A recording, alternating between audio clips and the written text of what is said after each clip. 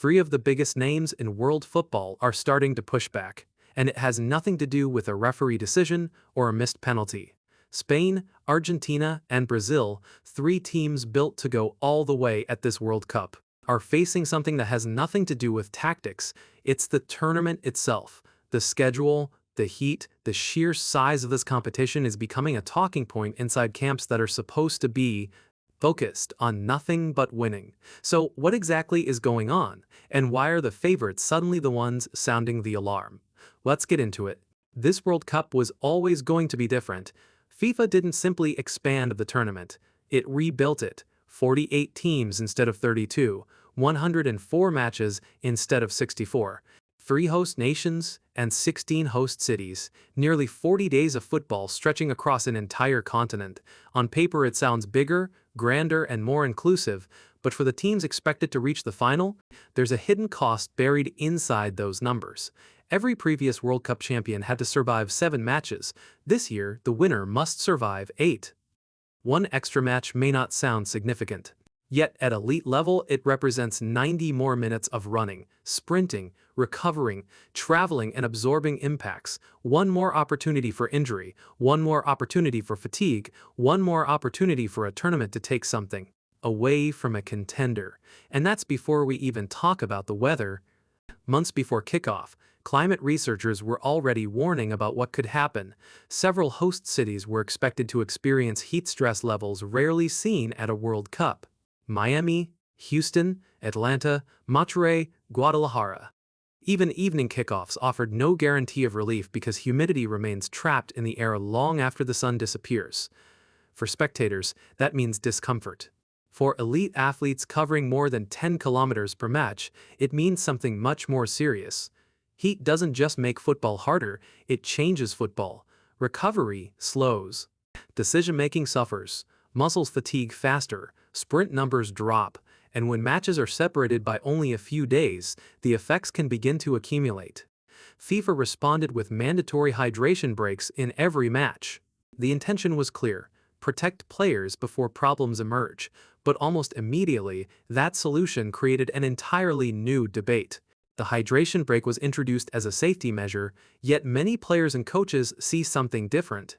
Spain head coach Luis de la Fuente openly questioned why the breaks should occur in climate-controlled stadiums where temperatures are comfortable.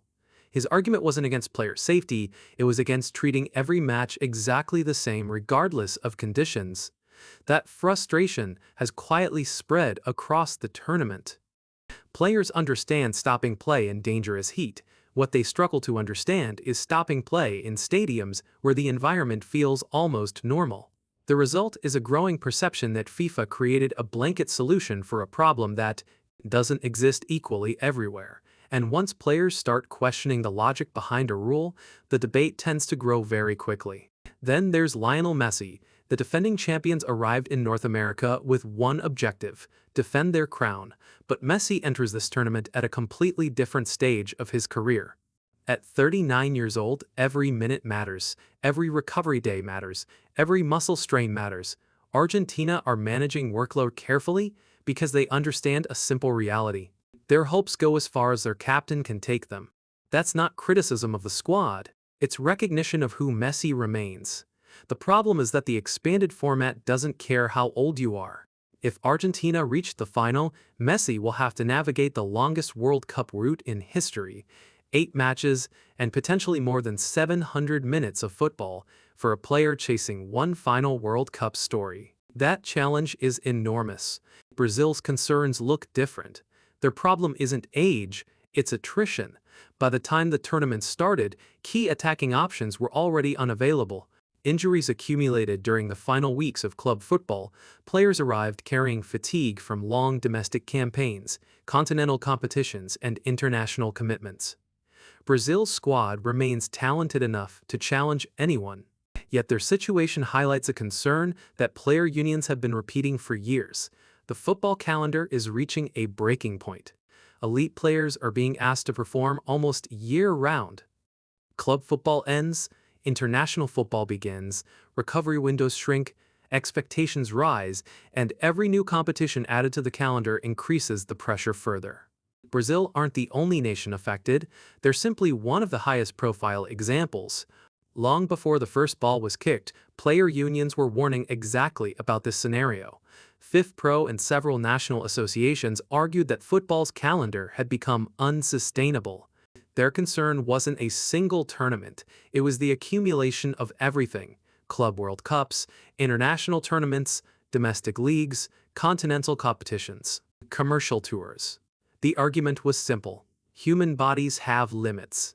Football's calendar increasingly behaves as if those limits don't exist.